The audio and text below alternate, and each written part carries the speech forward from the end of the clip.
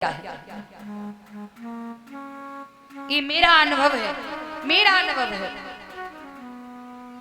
मेरे माता पिता पर इतना कष्ट होना तो मुझे पहले से बेचैनी होने लगती है कि ऐसा होगा। मैं 1000 उपाय करती हूँ, 1000 उपाय माँ बाप के चेहरे पर मुस्कुराहट लाने के लिए। 1000 उपाय कहनी नहीं चाहिए। बात बताऊं मैं आपको, आज से करीब 14 साल पहले हमारी सबसे बड़ी दीदी की शादी हुई थी। हम 3 बहन हैं, हम सबसे छोटे हैं। उस समय आज से 13-14 साल पहले 7 लाख रुपए की बहुत वैल्यू थी। 7 लाख रुपए की बहुत वैल्यू थी। तो उस पीरियड में हमारे पिताजी ने बहन की शादी की थी, तो शादी में 3 लाख बाहर का कर्जा हो गया था। 3 लाख। तो हम तो छोटे थे, बहुत छोटे थे, लेकिन उस कर्ज की वजह से मेरे माता पिता रात में सोते नहीं थे।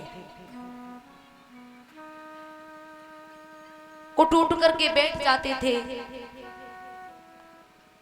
आपस में बातें करते थे। लेकिन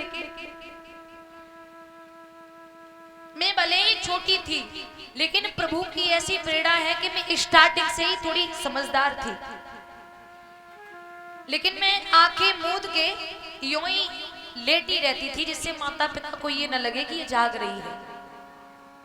तो मैं उनकी बातें सुन सुन करके कभी शॉल से सर ढककर बहुत रोती थी, बहुत रोती थी। और ये बात मैंने आज तक घर में किसी को नहीं बताई। कभी छत पर जाकर रोती थी, कभी एकांत में रोती थी। लेकिन हमारी माँ हमारी आंखें लाल देखती थी, कहती थी क्या बात है, किसी ने कुछ कहा? हम कहते थे नहीं, कुछ नहीं। पूरी पूरी रात हमारे माता पिता दिन में काम करना और रात्रि में टेंशनों में जगना, मुझसे देखा नहीं जाता था। मैं रोक रोक कर भगवान ठाकुर जी से प्रार्थना करती थी, प्रभु मुझे इस लायक कर दे जो मैं माता पिता की इस पीड़ा को हर लूं, उनकी टेंशन मेरे ऊपर आ जाए, कुछ ऐसा हो जाए। तो प्यारे झूठ नहीं बोल रही मैं। उसके करीब 2-3 साल बाद ठाकुर जी की ऐसी प्रेरणा हुई कि मैं गद्दी पर बैठ गई। मैं गद्दी पर बैठ गई, ऐसी प्रेरणा हुई। और आज भी मैं अपने माता पिता से कहती हूँ, जब तक वो आपकी सेवा कर रही हूँ, और आप ये मत सोचना मुझे पराए घर की कर दो, तो ये मत सोचना कि लड़की पराए घर की हो गई है।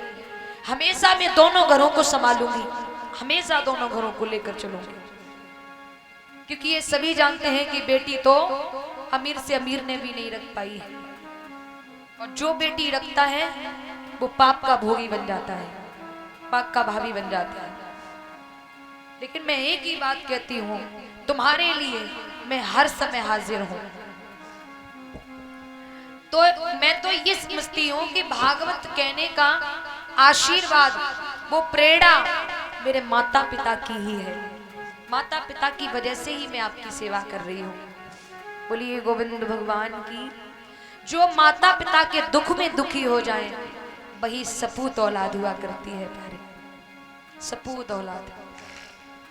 एक दिन वो था कि आज से करीब मेरी मम्मी बताती है, मतलब मेरा जन्म नहीं हुआ था, करीब 22-23 साल पहले की बात है। मेरी माँ बताती मेरा जन्म नहीं हुआ था। तो हमारी मम्मी एक शादी पार्टी में गई थी। वहां हमारी मम्मी की ताऊ की बिटिया मिली, ताऊ की बिटिया मिली। वो लोग बहुत पैसे वाले हैं।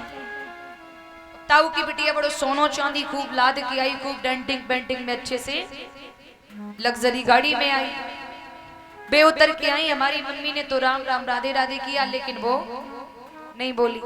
लोगों ने पूछा अरे ये कौन है तुम्हारी?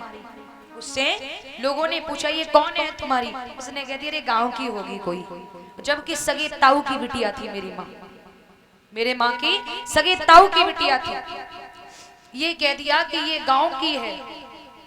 मेरी माँ मुझे अपने अपबीती कहानियां सुनाती है ना, मेरा हृदय गदगद हो जाता है, अंदर से फटने लगता है। और मैं कहती हूँ ठाकुर पहले तुमने मुझे इस लायक क्यों नहीं बनाया। फिर मैं ये भी कहती हूँ कि तूने बहुत अच्छा किया जो मेरी माँ को पहले से दुख दे दिए। जो लोग पहले से दुखों का सामना कर लेते हैं ना प्यारे, उनकी जिंदगी फिर मंगलमय जाती है। और जो लोग पहले सुखों का भोग कर लेते हैं फिर वो जिंदगी आंसू ही पहुंचते रहते हैं, उन्हें उनकी आंसू कोई देखने वाला नहीं होता है। तो मैं माता पिता उस परमात्मा को, गुरुदेव को भी बार बार प्रणाम करती हूँ जिन्होंने मुझे इस लायक बनाया। बोलिए गोविंद भगवान की। इसलिए प्यारे आप सभी से निवेदन है मेरे नौजवान भाई बंधुओं, ऐसा काम करना तुम्हारे माता पिता के चेहरे पर कभी मुरझाहट ना जाए, उनके चेहरे को खिलाते रहना। और माता पिता से भी कहना चाहूंगी अपनी अपनी बेटियों को संस्कार दीजिए। आजकल बेटी का घर उजड़ने में सबसे बड़ा हाथ होता है बेटी की खुद की माँ का। बेटी की खुद की माँ का हाथ होता है बेटी का घर उजड़ने में। इसलिए हाथ जोड़कर निवेदन है कि बेटियों को अच्छे संस्कार दीजिए और उन्हें बताइए कि ससुराल में किस भांति से रहनी चाहिए। आइए जहाँ प्रसंग चल रहा था प्यारे। राधे राधे, जय श्री राधे। दीदी भाई लास्ट दिन है हमारा। कोई नहीं, चले रहो, कोई बात नहीं।